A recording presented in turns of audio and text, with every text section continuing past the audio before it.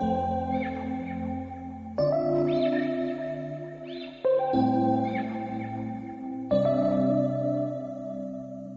we met, I could tell by your smile.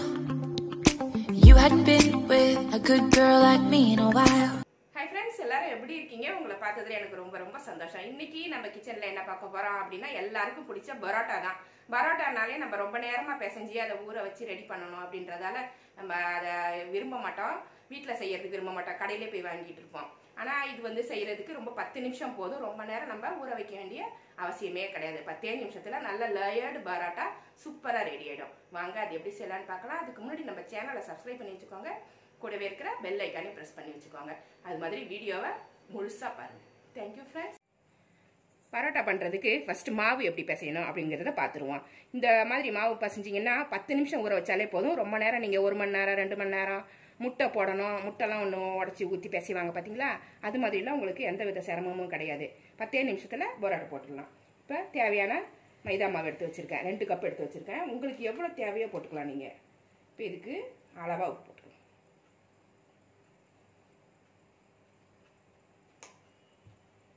2 spoon சர்க்கரை எடுத்து வச்சுருக்கேன். இதை போட்டுக்கலாம். இது எதுக்கு போடுறாங்கன்னா பரோட்டா மேலே ஒரு மெரூன் கலர் வரும் பார்த்தீங்களா? நல்லா கோல்டன் ப்ரௌனு, அதுக்காக இதை போடுவாங்க. ரெண்டாவது டேஸ்ட் கொடுக்கும். மைதா மாவு சப்புன்னு இருக்கும் பார்த்தீங்களா? பரோட்டா வந்து டேஸ்ட்டாக இருக்கும் பாருங்கள். நம்ம சாப்பிடும்போது ஒரு ஸ்வீட் டேஸ்ட் வரும். அதுக்காக 2 ஸ்பூன் சர்க்கரை. இப்போ ஒரு 50 மில்லி தயிர், நல்லா கெட்டி தயிர். லைட்டாக புளிச்சிருக்கு, ரொம்ப புளிக்கலை, கரெக்டாக புளிப்பாக இருக்குது. ஏன்னா மாவு ஊற வைக்கிறது எதுக்கு அப்படின்னா புளிக்கிறதுக்கு தான். மாவில் கொஞ்சம் தயிர் கலந்துட்டிங்கனாக்கா அந்த பிரச்சனை உங்களுக்கு சரியாயிடும். இந்த புளிப்பே போதும். இது வந்து நல்ல மாவை புளிக்க வச்சிடும், டக்குன்னு புளிக்க வச்சிடும். இப்போ இதை ஃபஸ்ட்டு பிசைஞ்சிக்கலாம். லேசாக ஃபஸ்ட்டு கலந்து விட்டுட்டு ஒரு 2 ஸ்பூன் வரைக்கும் எண்ணெய்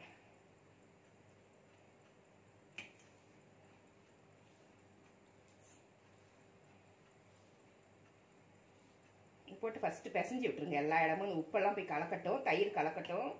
அதுக்கப்புறம் நம்ம தண்ணி ஊற்றி கரெக்டாக பிசைஞ்சிக்கலாம். போதும். இப்போ கொஞ்சம் கொஞ்சமாக தண்ணி ஊற்றி இதை ஒரு மாவு பிசைஞ்சு எடுத்துருவோம். பரோட்டா மாவு எந்த இதில் இருக்குமோ அது மாதிரி சாஃப்டாக பிசையணும். ரொம்ப கெட்டியாக பிசையக்கூடாது, நல்லா சாஃப்டாக இருக்கணும்.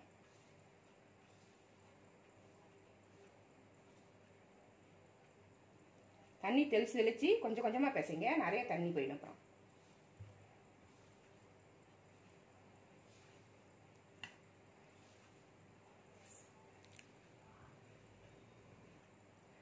பிசைஞ்சதுக்கப்புறம் இந்த மாதிரி வரும். இந்த மாதிரி சாஃப்டாக பிசைஞ்சிக்கோங்க. இப்போ லாஸ்ட்டில் கொஞ்சமாக எண்ணெய் தடவி ஒரு தடவை பிசைஞ்சு எடுத்துக்கலாம். இது அப்போ தான் ஒட்டாமல் வரும்.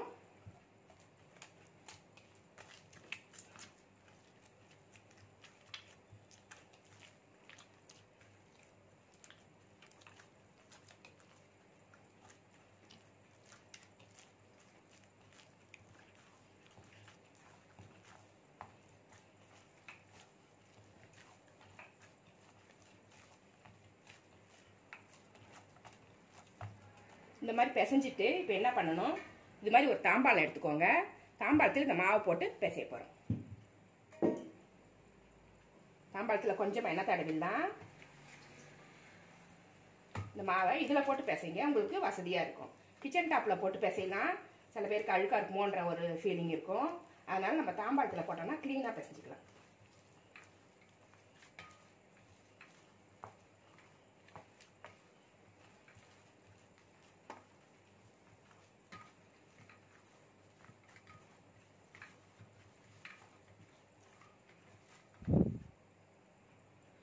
தாம்பாளத்தில் ஒரு தடவை நல்லா இழுத்து பிசைஞ்சாச்சு. இப்போ இது ஒரு 10 நிமிஷம் ஊறுனா போதும்.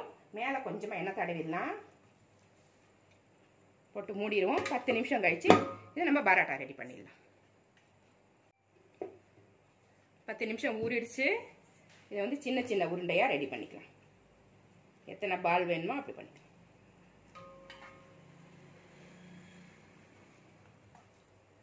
சப்பாத்தியோட கொஞ்சம் பெருசாக தான் இதை எடுத்துக்கணும். ஏன்னா நம்ம பெரிய சப்பாத்தி மாதிரி போட்டு தான் நம்ம பரோட்டா ரெடி பண்ணுவோம்.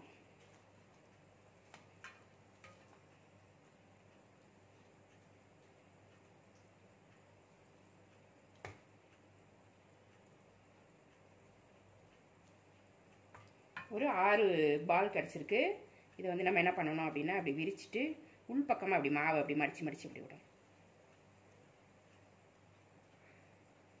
வச்சுட்டு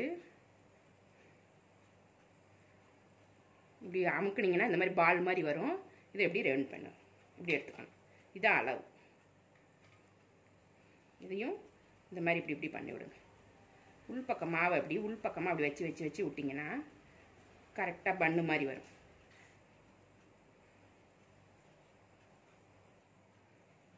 இதை உள் பக்கமாக மாவை இப்படி இப்படி பண்ணிகிட்டே இருந்தீங்கன்னாக்கா அழகாக அப்படி வந்துடும். வந்துட்டு இப்போ இந்த 2 விரலுக்கு நடுவில் இதை இப்படி பிடிச்சிக்கோங்க. பிடிச்சி இப்படி அழுத்தினீங்கனாலே அப்படி அழகாக ஒரு பால் மாதிரி வந்துடும். அப்போ தான் ஈவனாக இருக்கும் பரோட்டா. மாவு ஒரே மாதிரி இருக்கும். அது மாதிரி எல்லாத்தையுமே செஞ்சு ரெடி பண்ணி வச்சுக்கணும். பால் மாதிரி ரெடி பண்ணிவிடுங்க. இது மேலே கொஞ்சமாக எண்ணெய் தடவி வச்சுக்கோங்க. அப்போ தான் ட்ரை ஆகாமல் இருக்கும்.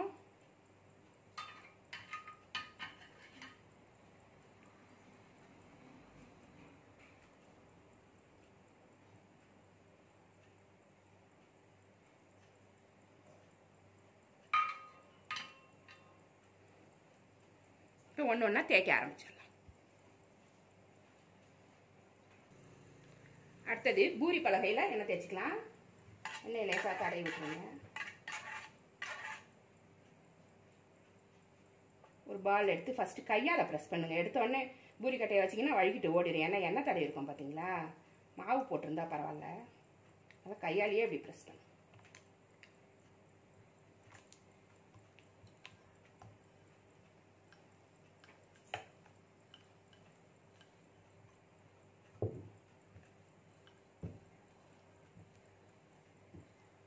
நல்லா பெருசாக போட்டுக்கோங்க. இது ஃபுல்லாக போட்டுக்கோங்க. இந்த திக்காக இருக்கிற இடத்தெல்லாம் நல்லா மெலிசாக பண்ணி வச்சுக்கோங்க.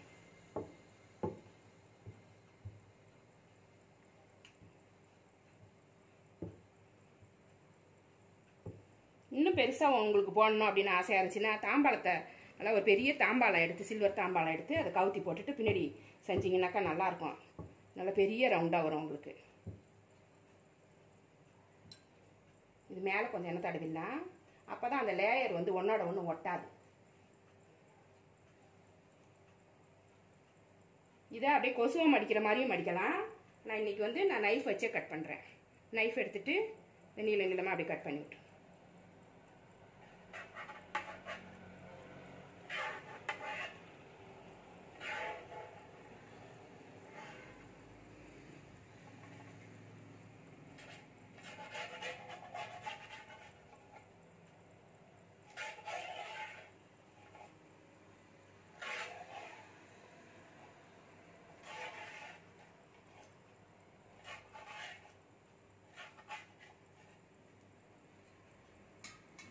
இப்போ எல்லாத்தையுமே சேர்த்துருவோம்.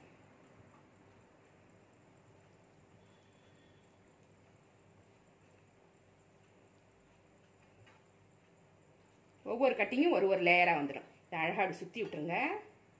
சுற்றிட்டு இப்படி அடியில் வச்சுட்டு கையாலேயே ப்ரெஸ் பண்ணணும். அப்படி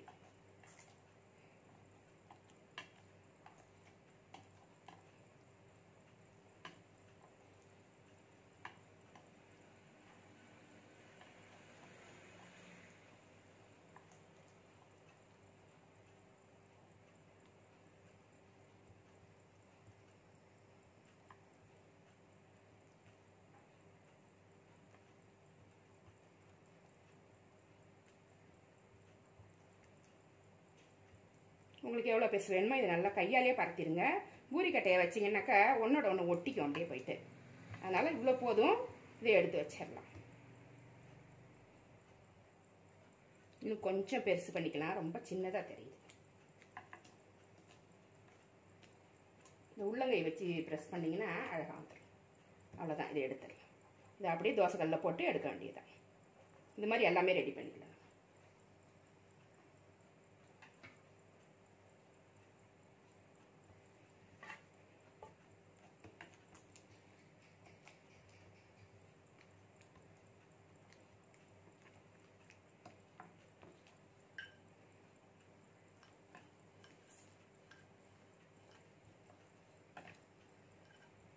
இது எவ்வளோ நேரம் ஆனாலுமே அந்த சாஃப்ட்னஸ் குறையவே குறையாது. ஆறுனதுக்கப்புறம் ரப்பர் மாதிரி ஆகிடும் அப்படின்றதுலாம் கிடையாது.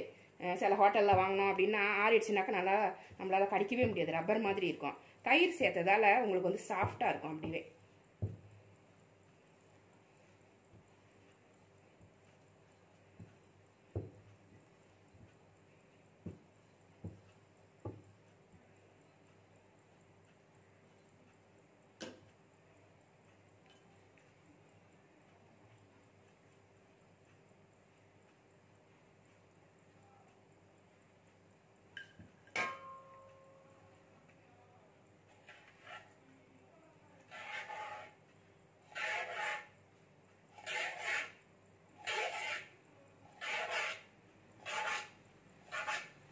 இதுதான் உங்களுக்கு ஈஸி மெத்தடா இருக்கும்.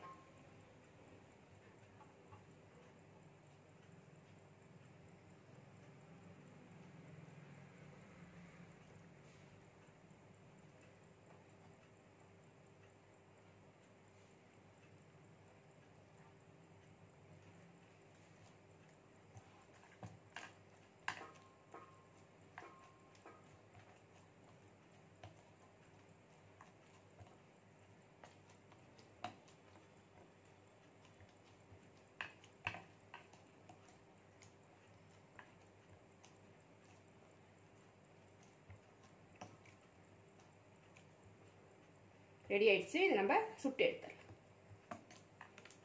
இதெல்லாம் நம்ம சைட் பை சைடு அப்படியே சுட்டு எடுத்துப்போம். ஒரு பக்கம் நம்ம போடுவோம். உங்களுக்காக இந்த டேபிளில் போட்டு காமிக்கிறேன். சுடும்போது நம்ம என்ன பண்ணுவோம், நம்ம இந்த டாப்லேயே வச்சு அப்படியே தேய்ச்சிடுவோம். ஸ்டவ்க்கு பக்கத்தில் இருக்கிற மேடையிலேயே வச்சு நம்ம தேய்ச்சி அப்படியே போட்டுக்கிட்டே இருப்போம். ஒன்று வெந்துக்கிட்டு இருக்கும், ஒன்று போடுவோம். அப்போ தான் நம்மளுக்கு ஈஸியாக இருக்கும். அவ்வளோதான். இதை எடுத்து சுட ஆரம்பிச்சிடலாம். இந்த மாதிரி ஒரு பேனில் எண்ணெய் தடவி இருக்கேன். இந்த மாதிரி கொஞ்சமாக ஸ்ப்ரெட் பண்ணிக்கோங்க. இப்போ புரோட்டாவை இதில் போட்டு கம்மி ஃப்ளேமில் வைக்கணும். அதிகமாக வச்சுட்டிங்கன்னா மேல் பக்கம் தீஞ்சிடும், உள் பக்கம் மாவு வேகாது. சுற்றிலும் கொஞ்சமாக எண்ணெய் ஊற்றி மேலேயும் கொஞ்சம் தடவி.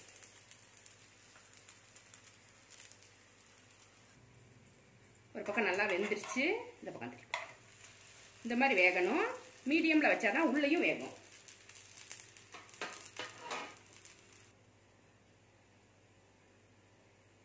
இந்த பக்கமும் வெந்துருச்சு. இதை எடுத்துடலாம். இந்த மாதிரி அழகாக வேகணும். உள் பக்கமும் வேகணும், மேல் பக்கமும் நல்லா கோல்டன் ப்ரௌன் அழகாக வந்துருச்சு பாருங்க. கொஞ்சம் பொறுமையாக செஞ்சாதான் இது மாதிரி வரும்.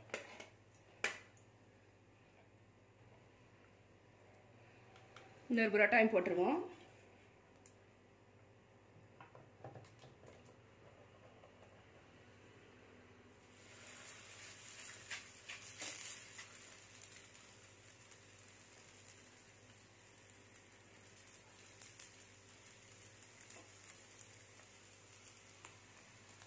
இந்த பரோட்டாவும் ரெடி ஆயிடுச்சு. இது மாதிரி எல்லாத்தையுமே சுட்டு எடுத்து வச்சுக்கலாம்.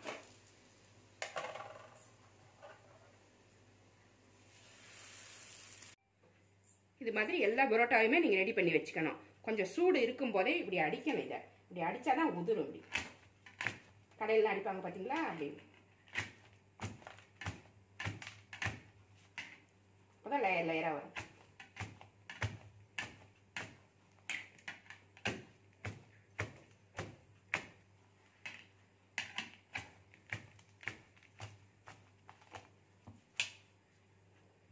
சூப்பராக இருக்கு பாருங்க.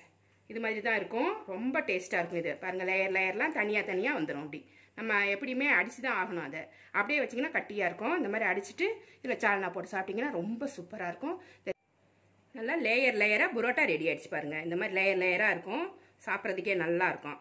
அதான் இந்த சால்னாவோட ட்ரை பண்ணுங்கள், செம்மையாக இருக்கும். அந்த சால்னா ரெசிபி நம்மளோட சேனலில் இருக்குது, பார்த்துக்கோங்க. சூப்பராக இருக்கும் சால்னா. இந்த புரோட்டா இந்த சால்னா டிப் பண்ணி சாப்பிடும்போது அவ்வளோ டேஸ்ட்டாக இருக்கும். இந்த ரெசிபி உங்கள் வீட்லேயும் நீங்கள் ட்ரை பண்ணி பாருங்கள். இந்த ரெசிபி உங்களுக்கு பிடிச்சிருந்தா நம்ம சேனலை சப்ஸ்கிரைப் பண்ணி வச்சுக்கோங்க. கூடவே இருக்கிற பெல் ஐக்கானையும் ப்ரெஸ் பண்ணி வச்சுக்கோங்க. லைக் பண்ணுங்கள், ஷேர் பண்ணுங்கள், கமெண்ட் பண்ணுங்கள். இவ்வளோ நேரம் என்னோட வீடியோவை பார்த்தா எல்லாருக்குமே நன்றி. Thank you friends.